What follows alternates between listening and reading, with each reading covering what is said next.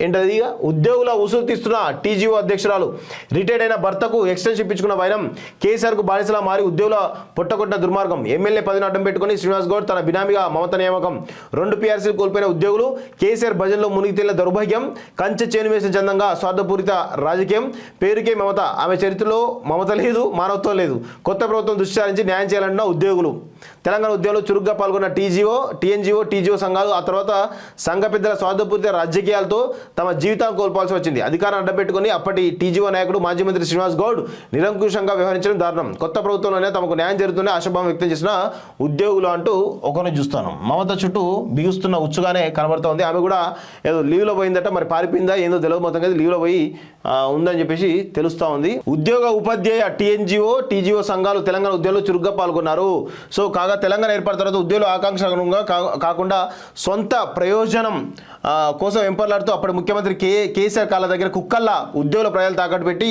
MLC nominate పదవులు పొంది ఉద్యోగులను దారుణంగా మోసం చేశారు సోకాల్ లీడర్స్ ఈ వ్యవహారంలో ముందు వరుసలో టీఎన్జీఓ నాయకులు స్వామిగౌడ్ దేవిప్రసాద్ కారం రవీందర్ రెడ్డి రాజేందర్ టీజీఓ నాయకుడు శ్రీనివాస్ గౌడ్ ఉన్నారు వీరి స్వార్థానికి ఉద్యోగులు 2 పీఆర్సీలు కోల్పోయారు ఉద్యోగుల సమస్యలు గాలి కొదిలేసి వారంతా కేసీఆర్ భజనలో మునిగితేలారు ఇక మాజీ మంత్రి శ్రీనివాస్ గౌడ్ టీజీఓ అధ్యక్షులుగా ఉన్నప్పుడు తన ఉద్యోగానికి రాజీనామా చేశారు సో ఇక్కడ ఏంది GO MS number 400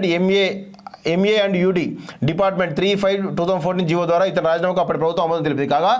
Srinivas Goud తన టీజీఓ సంఘానికి చైర్మన్గా ఎన్నుకున్నారు అని రిఫరెన్స్ నెంబర్ ఇవ్వడం జరిగింది కాగా దీనిపై జీఏడీ అధికారులు టీజీఓ కార్యదర్శి ఏలూరు శ్రీనివాసరావును వివరణ కోరగా టీజీఓ బైలాస్లో చైర్మన్ పదవి లేదు టీజీఓ సంఘం ఎలాంటి సమావేశం ఏర్పాటు చేయలేదని శ్రీనివాస్ గౌడ్ను చైర్మన్ ఎన్నుకోలేదని జీఏడీ అధికారులకు వివరణ ఇవ్వగా దీనిపై సమగ్ర విచారణ జీఏడీ అధికారులు మొత్తం చేయాలట ఉత్సాహంగా సో దీని గురించి అతను ఏ విధంగా సంఘానికి సంబంధించిన కార్యక్రమంలో పాల్గొనకూడదని స్పష్టంగా పేర్కొన్నారు అయినప్పటికీ శ్రీనివాస్ గౌడ్ తన ఎమ్మెల్యే పైన అడ్డం పెట్టుకుని ఇతర టీజీఓ సభ్యులను బెదిరించి తన బినామీ అయిన మమతను ఎలాంటి ఎన్నికలు నిర్వహించకుండా ప్రకటించుకుని ఇష్టారాజ్యంగా కార్యక్రమాలు నడిపించారు మమత టీజీఓ అధ్యక్ష పదవిని అడ్డం పెట్టుకుని ఆమె భర్త రిటైర్ అయినా కూడా తిరిగి ఎక్స్టెన్షన్ తెచ్చుకున్నారు పైరవీలు చేసి కోట్లాది రూపాయలు సంపాదించింది అని టీజీఓ సభ్యుల్లో గుసగుసలు వినిపిస్తున్నాయి ఒక నియంత కేసీఆర్ పాలన అంతమైంది ప్రజాపాలన మొదలైంది ఇప్పటికైనా టీజీఓ సంఘంలో సభ్యత్వం చేయించి ప్రజాస్వామికంగా ఎన్నికలు జరిపించి ఉద్యోగుల సమస్యలపై పోరాడే నాయకులను ఎన్నుకోవాలని గెజిటెడ్ అధికారులు కోరుకుంటున్నారు ప్రభుత్వ నిబంధనలకు విరుద్ధంగా అక్రమాస్తులు సంబంధించిన టీఎన్జీఓ నాయకుల అక్రమాస్తులపై విచారణ జరిపించాలంటూ